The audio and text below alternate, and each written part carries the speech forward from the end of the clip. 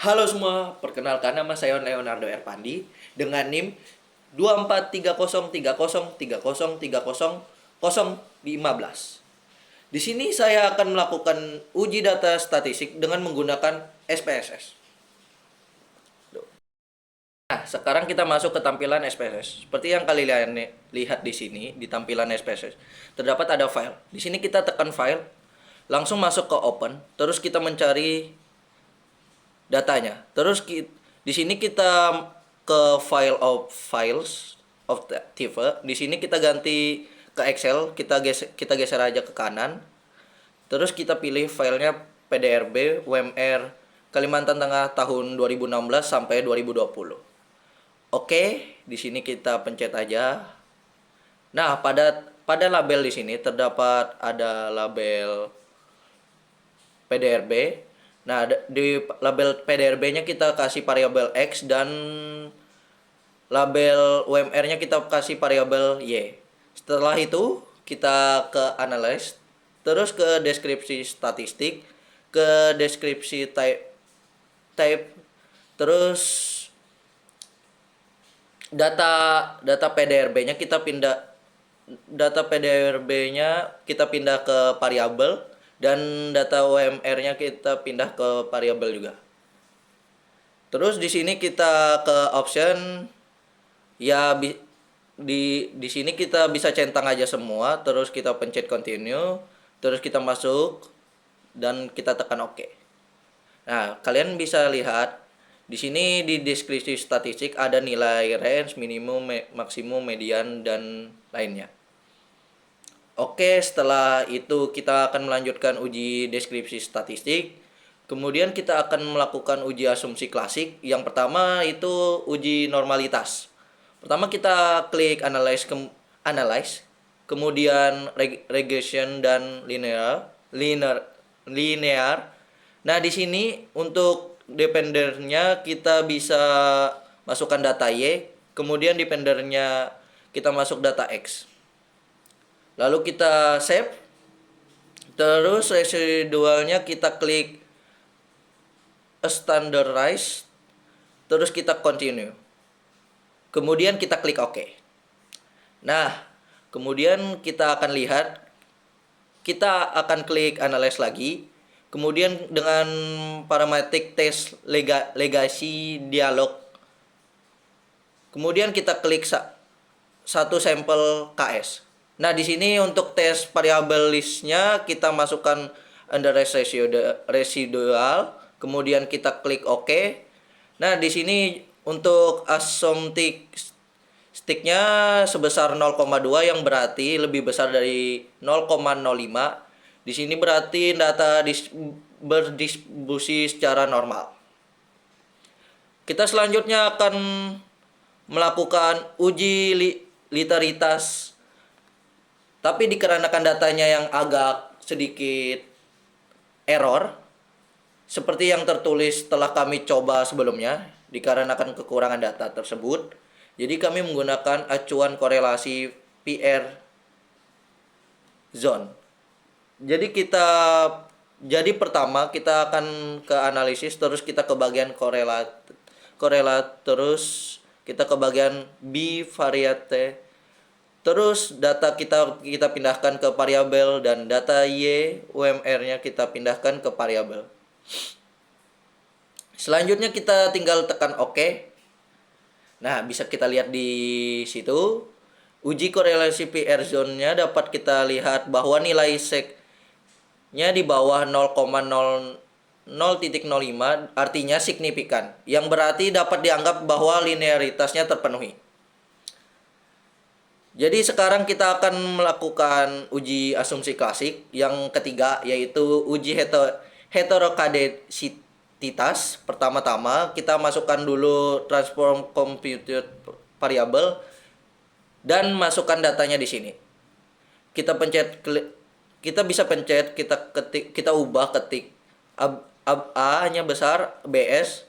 Habis itu kita garis bawah, terus kita ketik res. Di sebelahnya kita buat ABS, buka kurung res, habis itu garis bawah 1, tutup kurung. Habis itu kita pencet OK. Habis itu kita masuk ke analyze regression, kita masuk ke linear, masukkan ini. Habis itu variabel X-nya kita pencet ke OK. Kita akan lihat data berikutnya. Nah, dapat dilihat di koeferensi A bahwa nilai sec-nya dari X adalah 0,687, yang mana lebih besar dari 0,05. Artinya dapat diambil kesimpulan bahwa terjadi gejala heterokadesitas, kasedesitas berarti adanya pengaruh.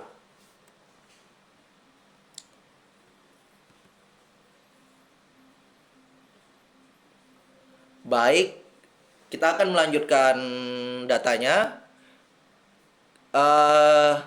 Saya akan menjelaskan bahwa cara membuat persamaan regresi linear sederhana menggunakan rumus Y sama dengan A plus BX, di mana A adalah angka konstantan dari understand coefficient, yaitu 2175,564. Artinya jika tidak ada PDRB atau X, maka nilai konsistennya kinear atau Y adalah 2175,564.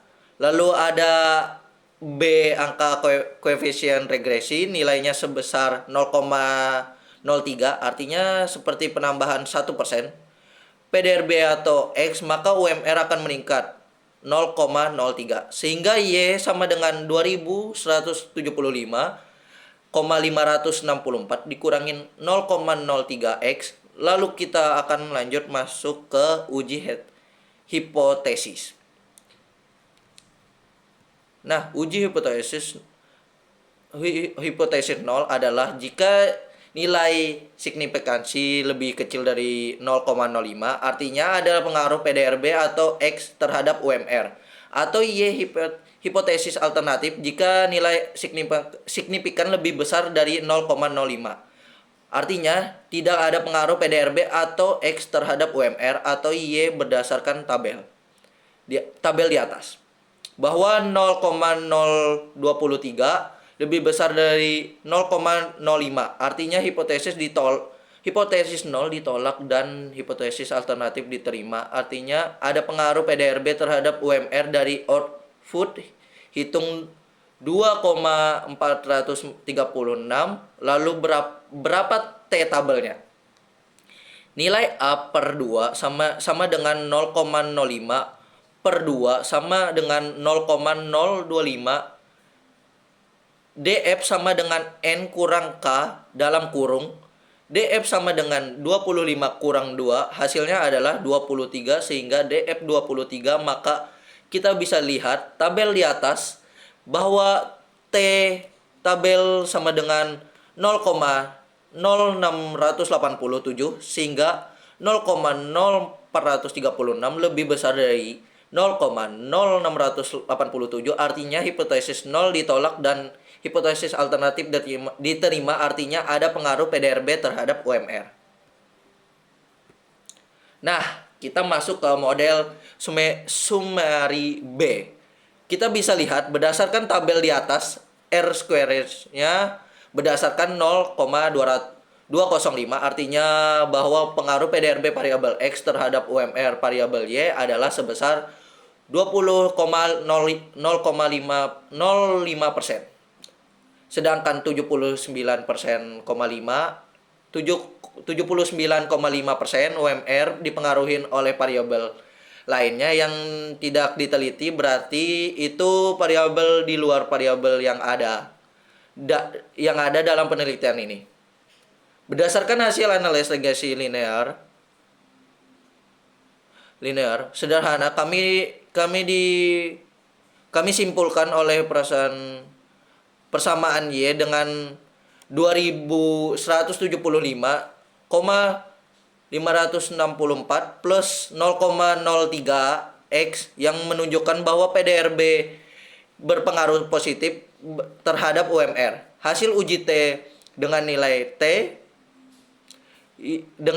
T hitung sebesar 2436 lebih besar daripada T yaitu 2,0687 serta nilai signifikannya 0,023 yang lebih kecil daripada 0,05 menandakan bahwa pengaruh PDRB terhadap UMR signifikan secara statistik. Pada tingkat kepercayaan 95%, nilai koefisien determinasi yaitu R squared sebesar 0,205 menunjukkan bahwa PDRB menjelaskan 20,5% variasi UMR, sedangkan sisanya 79,5% dipengaruhi oleh variabel lain yang tidak diteliti. Dengan demikian dapat disimpulkan bahwa terdapat pengaruh signifikan PDRB